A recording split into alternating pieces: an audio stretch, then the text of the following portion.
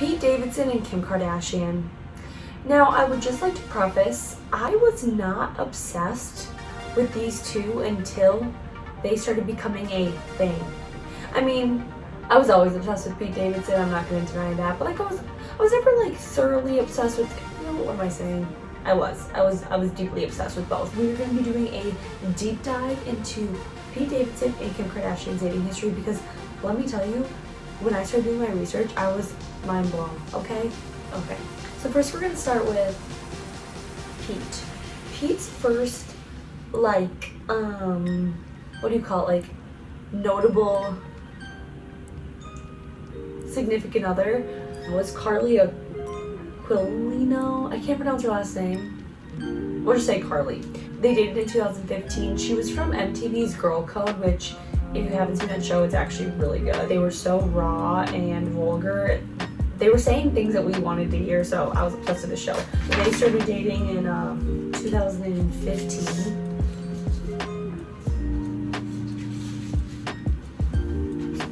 We're gonna put that underneath just in case I want to use that later. So the thing about Pete and Carly's relationship that is so interesting is that I feel like based off of all these women that we're going to be going through today, Carly and Pete seem to be the most compatible.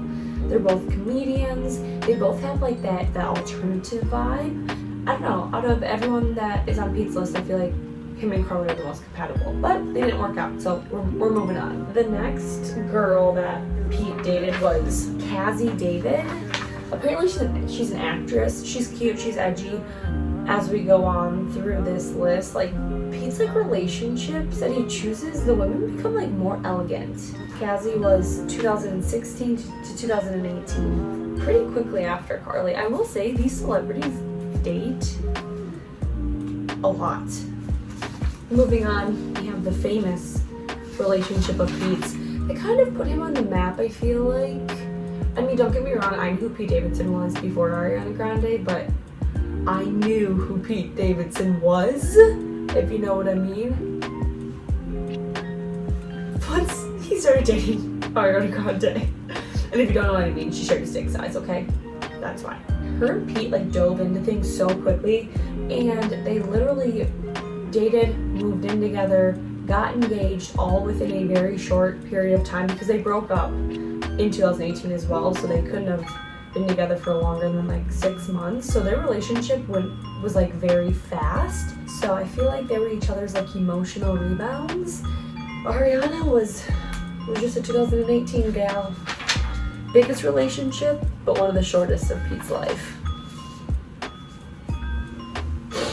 Okay, so the next person that Pete dated was Kate Beckinsale. But the thing with Kate is that she's very, like I said, elegant. And I don't mean any disrespect to Carly, to Cassie, but really they dated for like a hot firefly second, and it was just during 2019. Which once again, they don't give themselves enough time to cope. Don't these people go to therapy? Don't their therapists say, hey, I don't know, let's sit in our thoughts for longer than a day? So after Kate, we have Margaret Qualley. So when Pete and Margaret dated, she wasn't as big as she is now. She actually is just recently blowing up. She's in the TV show, it's called Maid.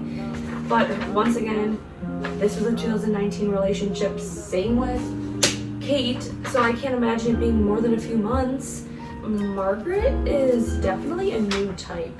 She has that angsty vibe, but she's elegant. She's like a mixture of Kate and Cassie, honestly. Not to compare women, but. Next we have Kaya Gerber. She's a model, she's beautiful.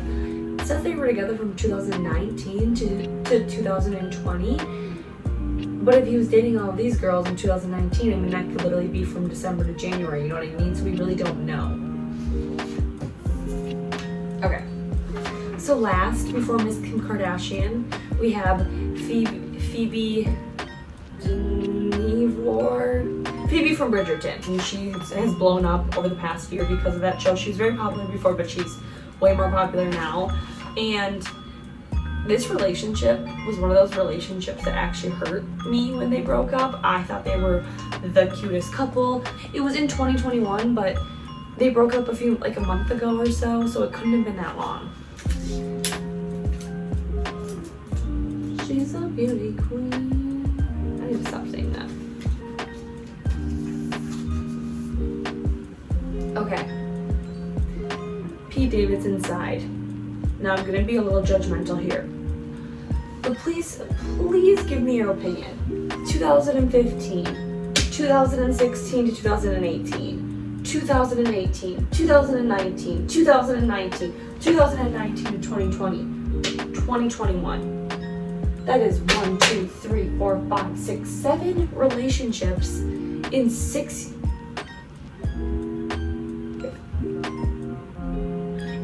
years. That is 7 relationships in 6 years.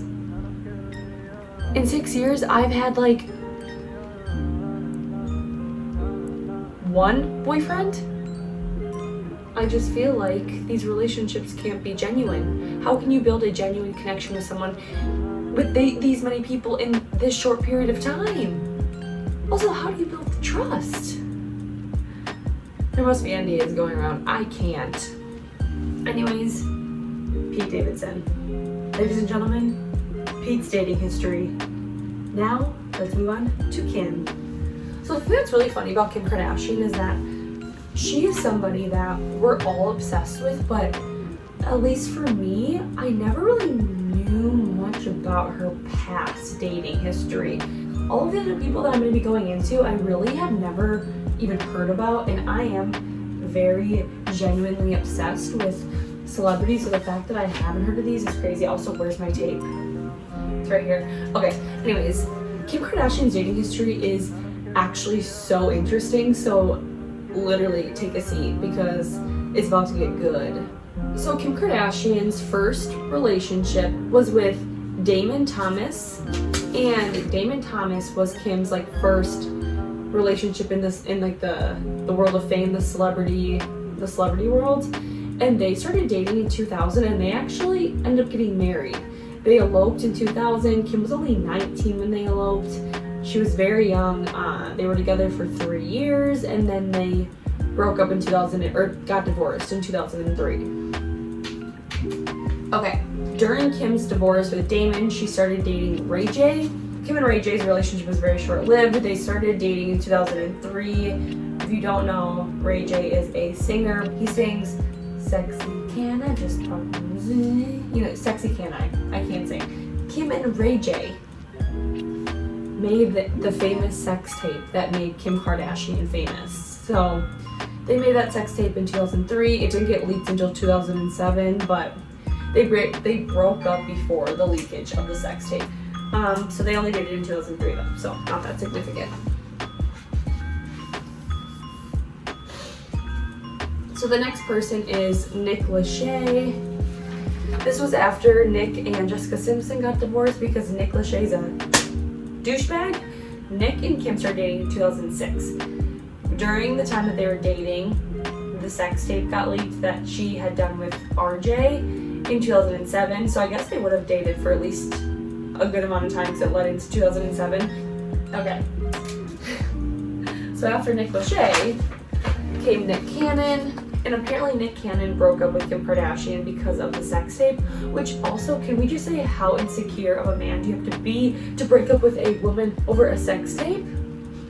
So their relationship did not last long, but it all worked out because Kim moved on and Nick obviously married Mariah Carey. So we'll just say theirs was 2006 to at least 2007. Okay, after Nick, we have Reggie Bush. He is a pro football player, and Kim Kardashian and Reggie dated for actually a pretty long time. They dated for 3 years, 2007 through 2010. Okay, and then after Reggie, she went to Miles Austin, who is a professional football player as well, and they only lasted for a short period of time. They only dated in 2010. So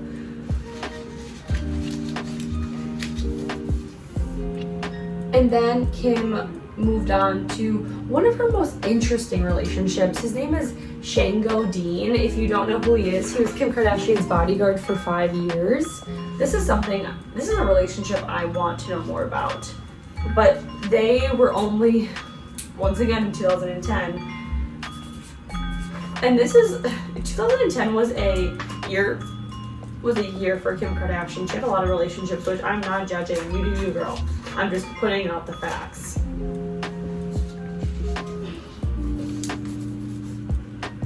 Okay, and then once again in 2010, Kim dated model Gabrielle Aubrey. Very attractive individual, but they were seen on like a date. But people think it's important to include that in her dating history. I'm not sure why. Why can the people included in his dating history are people he actually dated, but Kim Kardashian is people that she's went on dates with? Jesus.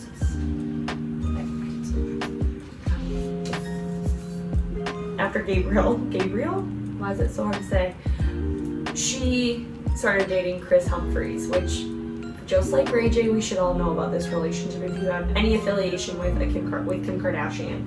Kris Humphries is a professional basketball player. They started dating in late 2010. Like I said, are they ever single for longer than 5 minutes?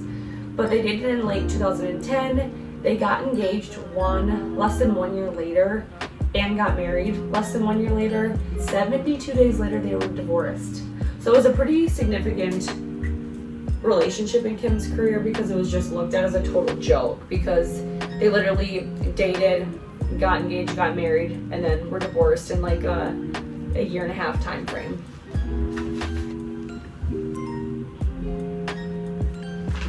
And now for Kim's last relationship, Kanye West. They've been together since 2012. Then Kim got pregnant in 2013. Then the two decided to get married in 2014. So they've been married since 2021. But you know what's interesting with Kim's dating histories? There's a pattern. Music industry, actor, professional athlete. These two, I don't get these two, but professional athlete, back to music industry. She did a full circle. Pete and Kim Kardashian just have such interesting dating histories because they've dated such interesting and such different people. And I don't know, I feel like she's having kind of like a midlife crisis. I mean, she's going on roller coasters, she's going to Staten Island. I would never expect Kim Kardashian to, one, go on a roller coaster and enjoy herself. She's like to show emotion. And two, go to Staten Island? Nobody's going to Staten Island for fun, okay? And I feel like they may be connected on SNL. Oh my god, it's all kind of starting to come to me now.